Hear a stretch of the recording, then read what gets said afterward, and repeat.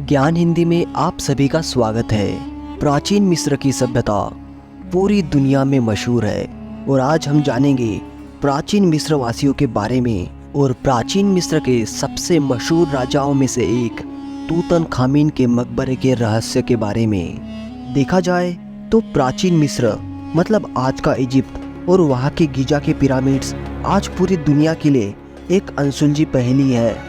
तो आज हम इस वीडियो में इनसे जुड़ी कुछ खोज और रहस्यों के बारे में जानेंगे।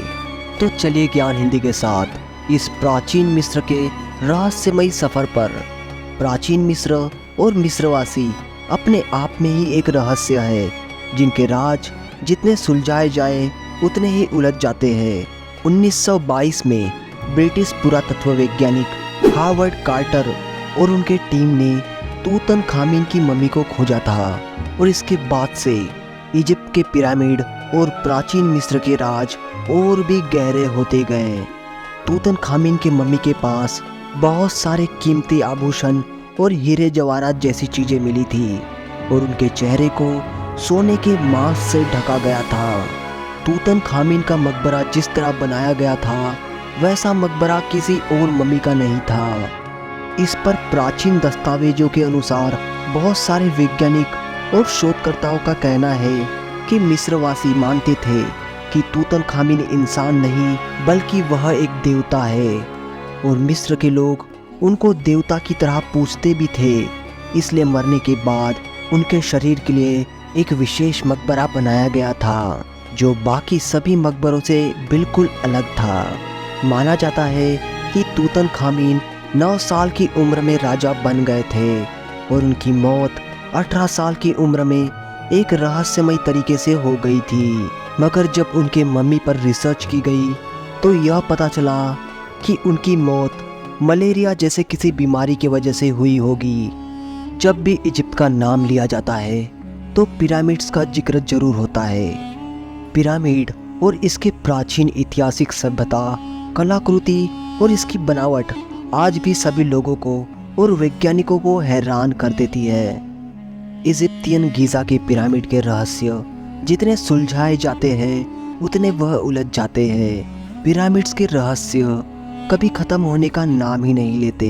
ऐतिहासिक रूप से ऐसा माना जाता है कि प्राचीन मिस्र के राजाओं के शव को दफनाने के लिए प्राचीन मिस्र में पिरामिड्स का निर्माण किया गया था।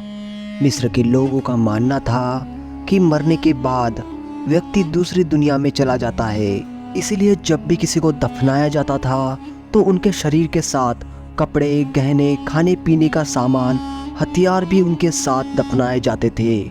और इतना ही नहीं, उनके नौकरों को भी उनके साथ जिंदा दफनाया जाता था।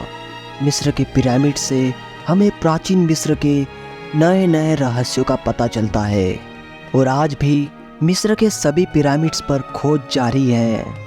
इजिप्ट के पिरामिड 4 से 5,000 साल पहले बनाए गए थे। इन सारे पिरामिड्स में गीजा का पिरामिड सबसे ऊंचा है, जिसे ग्रेट पिरामिड भी कहते हैं, जो 450 फीट ऊंचा है। यह पिरामिड बनाने के लिए लगभग 30 लाख मजदूरों ने 23 साल तक काम किया होगा।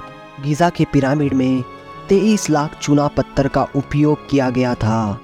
हर एक पत्थर का वजन 2 से 30 टन तक है और यह 13 एकड़ जमीन में फैला हुआ है। गीजा के पिरामिड को 2560 ईसा पूर्व में मिस्र के शासक कुफू के चौथे वंश द्वारा अपनी कब्र के तौर पर बनाया गया था। पिरामिड के अंदर का तापमान 20 डिग्री सेल्सियस बरकरार रहता है, चाहे बाहर कितना भी तापमान रहे। वैज्ञानिकों का कहना है कि पिरामिड के अंदर बैठने से कई रोगों से छुटकारा मिलता है। पिरामिड के अंदर ममीज के अलावा और क्या है, इसके बारे में अभी भी वैज्ञानिकों को पता नहीं चल पाया है, जिसके ऊपर अभी भी खोज जारी है। इन पिरामिड्स को लेकर अक्सर सवाल आते हैं कि उस वक्त मिस्र वासियों ने बिना किसी आधुनिक औजार और बिना किसी मशीन से इतने बड़े पत्थर इतनी ऊंचाई पर कैसे पहुंचाए होंगे। वर्षों से वैज्ञानिक इन पिरामिड्स के रहस्य जानने में लगे हुए हैं, लेकिन अभी तक उन्हें कोई भी सफलता नहीं मिल पाई है। प्राचीन समय में पृथ्वी में अलग अलग जगहों पर इतने सारे पिरामिड्स क्यों बनाए गए थे, यह राज एक अनसुलझा रहस्य बना हुआ है जो शायद ही कभी सुलझ पाए। कुछ लोग तो यह भी कहते हैं कि पिरामिड्स बनाने का ज्ञान प्राचीन मिस्र वासियों को एलियन से मिला था, क्योंकि इतने विशाल और जटिल संरचना का निर्माण करना उस समय अपने आप में ही बहुत बड़ी बात थी। यह सब बातें सुनने में सच भी लगती है, लेकिन इनके कोई भी सबूत अभी तक सामने नहीं आए हैं। अगर आपको पिरामिड्स और प्राचीन मिस्र के बारे में और विस्तार से जानना है तो इस पर हमने पहले भी एक वीडियो बनाया हुआ है, आप चाहे तो उसे देख सकते हैं, जिसका लिंक डिस्क्रिप्शन में मिल जाएगा। और यह वीडियो अच्छा लगे तो लाइक जरूर करें और हमारे चैनल ज्ञान हिंदी को सब्सक्राइब करना ना भूलें, ताकि जब भी हम आपके लिए अगला वीडियो बनाएं तो हमें मोटिवेशन मिलती रहे। जल्द मिलेंगे नए वीडियो के साथ। धन्यवाद।